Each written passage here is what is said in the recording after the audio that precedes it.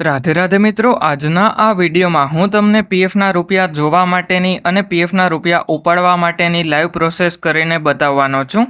એટલે એના માટે સૌથી પહેલાં તો આપણે મોબાઈલમાં કોઈપણ એક બ્રાઉઝર જેમ કે ક્રોમ બ્રાઉઝર અથવા તો ફાયરફોક્સનું બ્રાઉઝર ઓપન કરી અને એમાં ઈપીએફઓ પાસબુકની ઓફિશિયલ વેબસાઇટ ઓપન કરી લેવાની અને આ વેબસાઇટની લિંક તમને વિડીયોના ડિસ્ક્રિપ્શનમાં પણ જોવા મળી જશે।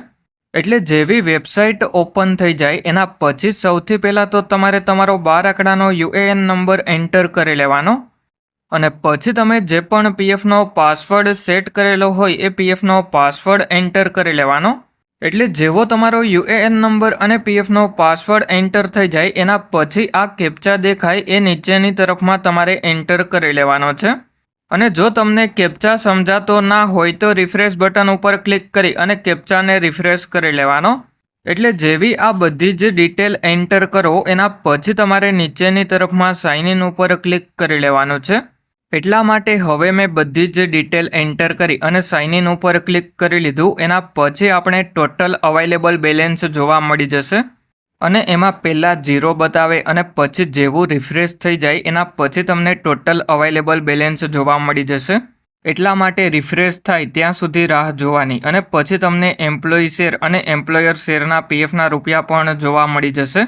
અને એમ્પ્લોયી શેરના પીએફના રૂપિયા પગારમાંથી કપાઈ અને જમા થતા હોય અને એમ્પ્લોયર શેરમાં કંપની તમારા માટે જે પણ પીએફ જમા કરતી હોય એ જોવા મળી જાય। એટલા માટે હવે પીએફનું પેન્શન જોવા માટે ઉપરની તરફમાં આ 3 લાઇન ઉપર ક્લિક કરી અને પાસબુક ઉપર ક્લિક કરી લેવાનું છે અને હવે સિલેક્ટ મેમ્બર આઈડીની બાજુમાં ક્લિક કરી અને જે પણ કંપનીના પીએફના રૂપિયા જોવાના હોય એ કંપનીનું મેમ્બર આઈડી સિલેક્ટ કરી લેવાનું। એટલે હવે પીએફની પાસબુકમાં જે અપડેટ આવ્યું એમાં તમે યર પણ સિલેક્ટ કરી શકો। એટલે હવે તમારે નીચેની તરફમાં આવી જવાનું એટલે પીએફના પેન્શનમાં કેટલા રૂપિયા જમા થયા એ પણ જોવા મળી જશે અને હવે પહેલાંના યરના પીએફના રૂપિયા જોવા માટે પહેલાંનું જે પણ યર હોય એ સિલેક્ટ કરી લેવાનું અને જો તમારે પીએફની પાસબુકની પીડીએફ ડાઉનલોડ કરવી હોય તો ડાઉનલોડ એઝ પીડીએફ ઉપર ક્લિક કરી અને પીડીએફ ડાઉનલોડ કરી લેવાની। એટલે આ રીતે તમે તમારા પીએફના રૂપિયા જોઈ શકો અને હવે પીએફના રૂપિયા ઉપાડવા માટે ઈપીએફઓની ઓફિશિયલ વેબસાઇટ ઓપન કરી લેવાની। એટલે જેવી વેબસાઇટ ઓપન થઈ જાય એના પછી એમાં નીચેની તરફમાં આવી જવાનું એટલે એમાં તમને વિડ્રોવ પીએફ જોવા મળી જશે। એમાં તમારે એપ્લાય નાવ ઉપર ક્લિક કરી લેવાનું છે। એટલા માટે હવે હું એપ્લાય નાવ ઉપર ક્લિક કરી લઉં એના પછી આપણે એલર્ટ જોવા મળી જશે અને હવે આપણે ડેસ્કટોપ સાઇટ ઓન કરવી પડે એના માટે ઉપરની તરફમાં આ 3 ડોટ ઉપર ક્લિક કરી લેવાનું। એટલે હવે ડેસ્કટોપ સાઇટ ઓન કરી લેવાની અને પછી એલર્ટને આ સિમ્બોલ ઉપર ક્લિક કરી અને બેક કરી લેવાનું અને પછી તમારે સૌથી પહેલાં તો તમારો 12 આંકડાનો યુએએન નંબર એન્ટર કરી લેવાનો અને આ યુએએન નંબર તમને પગારની સ્લિપમાં જોવા મળી જાય। એટલે જેવો યુએએન એન્ટર થઈ જાય એના પછી પીએફનો પાસવર્ડ જે પણ સેટ કરેલો હોય એ એન્ટર કરી અને સાઇન ઇન ઉપર ક્લિક કરી લેવાનું અને જો તમને પીએફનો પાસવર્ડ ભૂલાઈ ગયો હોય તો ફોરગેટ પાસવર્ડ ઉપર ક્લિક કરી અને પાસવર્ડ બદલાવી લેવાનો। એટલે હવે મેં યુએએન નંબર અને પીએફનો પાસવર્ડ એન્ટર કરી અને સાઇન ઇન ઉપર ક્લિક કરી લીધું। એના પછી આપણા મોબાઈલ નંબર ઉપર ઓટીપી આવી ગયો એ ઓટીપી એન્ટર કરી અને સબમિટ કરી લઈએ અને આ ઓટીપી 5 મિનિટ સુધી જ વેલિડ હોય।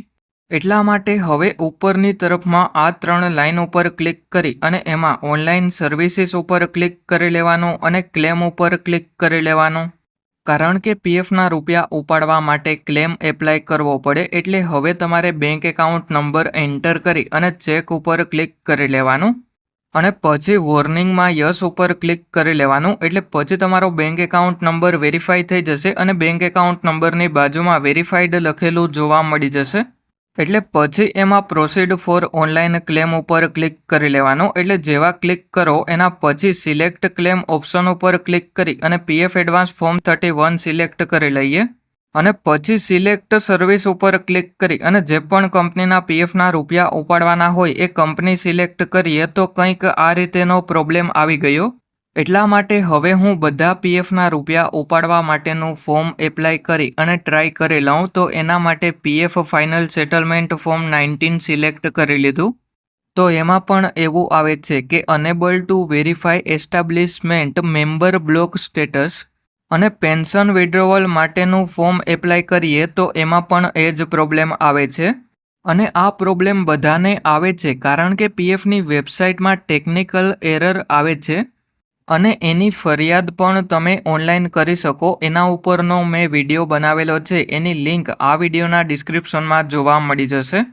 અને હવે પીએફના રૂપિયા ઉપાડવાના હોય તો ઉપરની તરફમાં આ 3 લાઈન ઉપર ક્લિક કરી મેનેજ ઉપર ક્લિક કરી અને કેવાયસી ઉપર ક્લિક કરી લેવાનું. અને પછી તમારે એ જોઈ લેવાનું કે તમે બેંકની કેવાયસી કરી લીધી કે બાકી છે. કારણ કે પીએફના રૂપિયા ઉપાડવા માટે બેંકની કેવાયસી કરવી પડે અને જો 50,000થી વધારે પીએફના રૂપિયા ઉપાડવાના હોય તો પાન કાર્ડની કેવાયસી પણ કરવી પડે.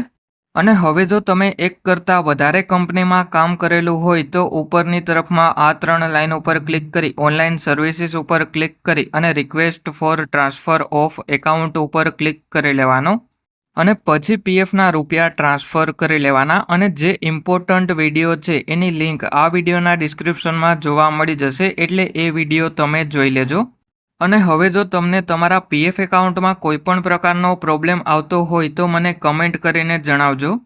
અને હવે જો કોઈ તમારા મિત્રનું પીએફ એકાઉન્ટ હોય તો એમને પણ આ વિડીયો શેર કરી દેજો, જેથી કરીને એમને પણ ખબર પડે કે પીએફ એકાઉન્ટમાં પ્રોબ્લેમ આવે છે પીએફના રૂપિયા ઉપાડવામાં. અને જો તમારે તમારું પીએફનું કોઈ પણ કામ મારી પાસે કરાવવું હોય તો મારું જે વોટ્સએપનું ગ્રુપ બનાવેલું છે એની લિંક આ વિડીયોના ડિસ્ક્રિપ્શનમાં જોવા મળી જશે, એટલે ત્યાંથી તમે ગ્રુપ જોઈન કરી લેજો. અને હજી એક ઇમ્પોર્ટન્ટ વાત એ કરવાની છે કે આપણે 3 વર્ષથી પીએફના વિડીયો બનાવીએ છીએ. એટલે 3 વર્ષની અંદર તમારા 3000 લોકોનો સપોર્ટ મળ્યો છે, એ બદલ તમારા બધાનો ખૂબ ખૂબ આભાર.